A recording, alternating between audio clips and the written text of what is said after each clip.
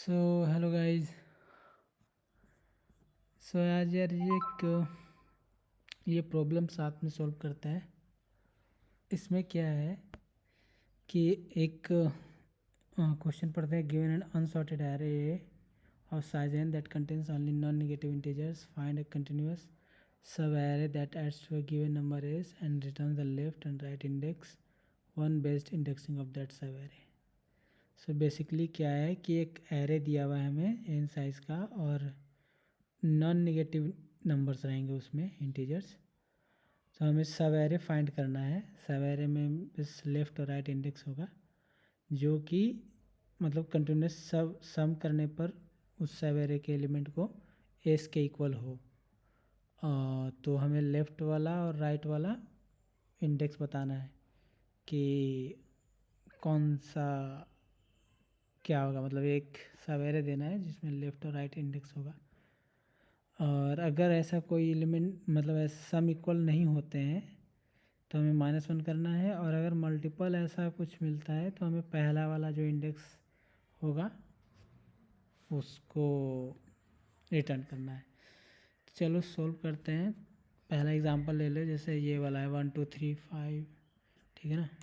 1 ऐसे ले लो, 1 2 3 7 5, ठीक है। क्वेश्चन ये है कि 1 2 जैसे ना इसमें सम दे रखा है एस इज इक्वल टू 12। तो क्या करना है कि इसमें कंटिन्यूसली सम ऐड करने पे नंबर्स अगर एस के इक्वल होता है तो हमें वो रिटर्न करना है। जैसे कि 1 में 2 ऐड किया 3 में 3 ऐड किया 6 में 7 ऐड किया 13 में भाई 5 ऐड करें 18, तो मिला नहीं 1 से, तो फिर 2 से ऐड करते हैं 2 3 5 और 5 में 7 ऐड करेंगे 12, मिल गए। तो इतने को ऐड करने पे हमें मिल रहा है ना 12, और लगातार भी है, कंटिन्यूस भी है। और भाई क्या है, तो हमें रिटर्न क्या करना होगा, 2 वाला इंडेक्स और 7 वाला इंडेक्स। इसके मतलब लेफ़्ट इंडेक्स हो गया, राइट इंडेक्स, इसके बीच के सारे ऐड करने पे हमें क्या मिल रहे हैं 12, ठीक है।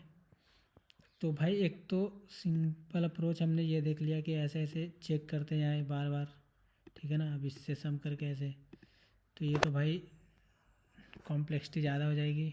यहाँ पे क्वेश्चन में देख लो, चूँकि मीडियम लेवल क्वेश्चन है तो ये expected time complexity order of n है, ठीक है ना। तो ऑर्डर ऑफ एन में करना है तो हमें क्या करना है भाई, तो जैसे देख लो हम क्या कर सकते हैं कि हम यहाँ सम निकाल रहे हैं ना, पहले ही चेक करें। जब 1 से लेके हमने सम करना स्टार्ट करा तो भाई यहाँ तक आ गया था 13, है ना। 3 3 6 और 7 6 13, अब 13 आ गया। एक बार ही 13 आ गया तो भाई 12 आ सकता है नहीं, 12 नहीं हो सकता है ना। तो फिर क्या होगा, मतलब निगेटिव नंबर ही होंगे। तो 13 एक बार हो गया, अब तो कुछ भी ऐड करेंगे, कम से कम 0 ऐड कर सकते हैं, ठीक है। 0 ऐड करेंगे तो 13 ही रहेगा, और 0 से बड़ा कुछ ऐड करेंगे तो 13 से बढ़ता ही जाएगा। तो 12 तो होने से रहा, ठीक है ना। तो 12 नहीं होगा, तो मतलब कि हम यहाँ और ऐड करके ना कि यहीं पे ख़त्म कर सकते हैं कि चलो एक बार नंबर ज़्यादा हो गया, हमको नहीं मिलेगा, फिर हम अब दूसरे नंबर पर पहुँच जाते हैं, ठीक है ना। कहने का मतलब कि अगर इसके बाद भी अगर नंबर दिया रहता है 4 5 ऐसे करके, तो हम यहाँ 1 से स्टार्ट करके यहाँ तक ऐड करते हैं। और तो इसके आगे हमें ऐड करने की ज़रूरत नहीं है, 1 से वाला ख़त्म हो गया कि 1 से तो नहीं मिलेगा, है ना। तो वही चीज़ बता रहा हूँ मैं। तो अब क्या है, तो भाई इसको ये एक चीज़ हमने ऑब्ज़र्व करा, ठीक है। तो हमारा अब फिर भाई सम हमारा देखो, जैसे ही हमारा सम अगर बड़ा हो जाता है तो हम क्या करेंगे, मूव कर देंगे वहाँ से ना करके फिर यहाँ से करेंगे। जैसे ये इससे बड़ा होगा हम और आगे बढ़ेंगे ही नहीं, ऐड करेंगे नहीं, सीधा अब सेकंड से जम ऐड करना स्टार्ट करेंगे। तो भाई अब हम 2 से ऐड करना स्टार्ट करेंगे, 2 3 फिर 7। तो एक चीज़ देखो, 1 से हमने 7 तक ऐड किया 13, ठीक है ना।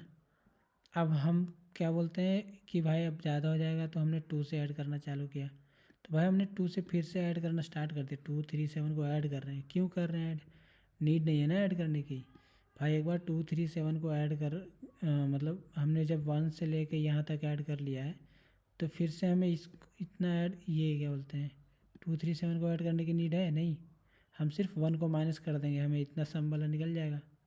ठीक है, अब अगर ये इतना इक्वल होता है तो ठीक है, अदरवाइज़ फिर हम अगर ये हमारा क्या बोलते हैं कम है, अगर बराबर हो गया तो ठीक है रिटर्न कर देंगे, अगर कम है तो क्या करेंगे भाई और ऐड करेंगे, और अगर ज़्यादा हो गया तो फिर क्या करेंगे, फिर से हम इसको मूव कर देंगे, 3 से कर देंगे स्टार्ट। समझ रहे हो? तो इस तरह से ऑर्डर ऑफ एन में हमारा काम हो जाएगा। तो चलो यहाँ पे कोड लिखना स्टार्ट करते हैं। ठीक है, तो कोड लिखना स्टार्ट करते हैं। अब कोड में भाई सबसे पहले हमें तो सम कैलकुलेट करना है। सम हमारा लॉन्ग लॉन्ग एस हो सकता है, तो हम सम ले लेते हैं 0। हमें यार लेफ़्ट और राइट के लिए ना 2 वो लेने पड़ेंगे, इंट जे इक्वल टू 0। ठीक है, और फिर हमें क्या करना पड़ेगा भाई, सम 0 नहीं लेते हैं, सम 0 नहीं लेते हैं। अब मैं बताता हूँ क्यों नहीं लेते हैं। हम क्या करते हैं ना, हम ये मान के चलते हैं कि हमारा ये लेफ़्ट वाला है, ये राइट वाला है। ठीक है ना, इंडेक्स। तो हम क्या करते हैं, अगर दोनों 0 0 पे है, मैं यहाँ पे है, तो इसका सेम एटलीस्ट 1 के इक्वल तो होना ही चाहिए। तो 1 के इक्वल टू मतलब कि एरे ऑफ आई, है ना। तो सम ये मान लेते हैं।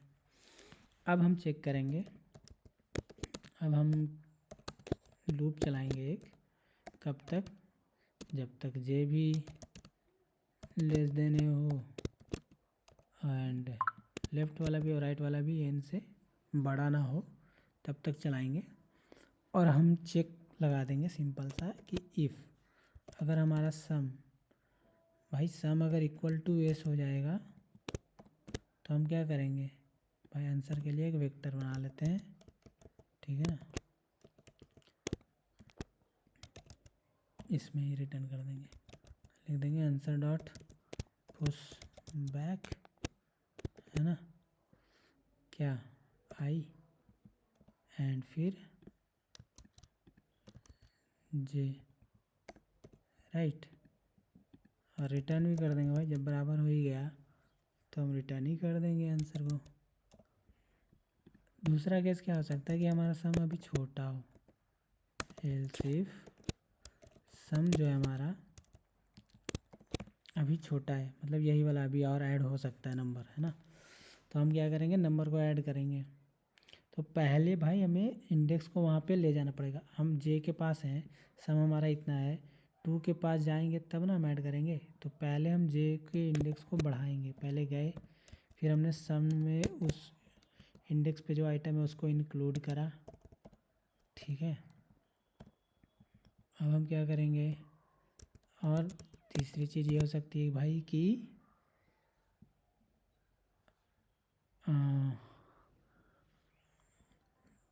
तो भाई यार मैक्सिमम टाइम यही वाला काम होगा ना, ये काम कर लेते हैं, ये वाला यहाँ कर लेते हैं, कमांड एक्स। ठीक है ना, ठीक है। तीसरी चीज़ क्या हो सकती है भाई कि भाई तुम्हारा सम जो है ना, ठीक है, मतलब अगर क्या बोलते हैं, ये वाला ये केस हो जाए कि जब हमारा सम छोटा हो, ये वाला सम छोटा है इससे, तब अगर ये बड़ा हो गया, ज़्यादा हो गया, तब हमने क्या करना है, तब हमने भाई सम में से घटा लेना है चीज़ को। किसको घटा लेना है, एरे ऑफ आई पे जो है। ठीक है, और आई को बढ़ा देना है, हमारा आई मूव हो जाएगा। यहाँ से आप सम कर लो भाई। ठीक है, और सामने हम सम करो क्या, हमने सम एक्चुअली हम सम का जुगाड़ निकाल लिए कि ऐसे घटा बढ़ा के निकाल ले रहे हैं। ठीक है ना, एक ही बार सम करना पड़ रहा है, दोबारा इटरेट नहीं करना पड़ रहा है। अब भाई इससे काम हो जाएगा, पर इसमें एक इशू और है। ठीक है ना, अगर कॉर्नर केसेस देखें, अगर मान लो कि 0 दे देता है तुम्हारा, तो उस केस में फंसेगा।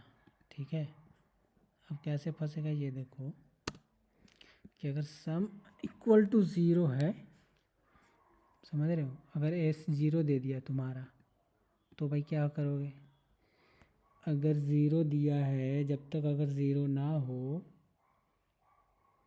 तब तक, मतलब 0 दिया है और इसमें आइटम में 0 नहीं होगा तब तो माइनस हो जाएगा। 0 अगर दिया है तब तक तुम्हें 0 आई जे को 0 तक पहुंचाना पड़ेगा। तो इसका मतलब कि अगर सम इक्वल टू 0 है एंड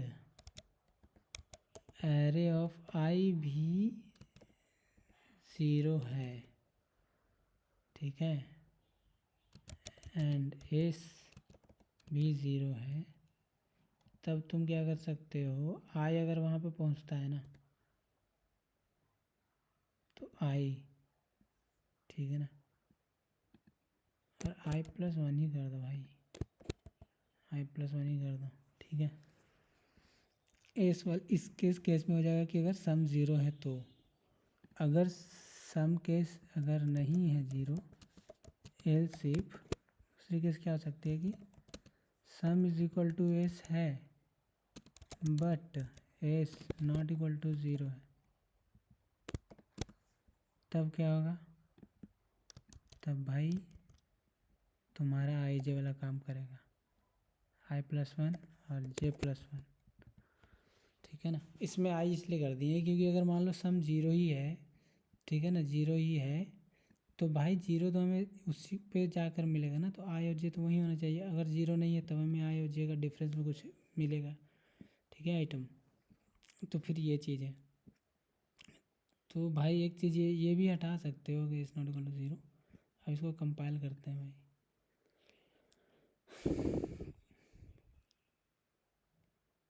ठीक है, चल गया, सबमिट करके देखते हैं बाकी केसेस के लिए क्या होता है। भाई एक फंस रहा है, हमारे पहले ही केस में फंस रहा है, 1 1 दे रखा है और 0 दे रखा है, हमारा कोड आउटपुट कुछ प्रिंट ही नहीं कर रहा। ओ सॉरी भाई, इसके केस में भी तो -1 करोगे ना, रिटर्न -1, सॉरी रिटर्न -1 ऐसे नहीं भाई, answer dot push back -1 return answer, है ना, मतलब -1 के लिए तुम रिटर्न करोगे ना -1 वेक्टर, हो गया। तो ये है भाई कोड इसका, और ये हमने कर लिया सॉल्व। चलो मिलते हैं नेक्स्ट वीडियो में नेक्स्ट प्रॉब्लम के साथ।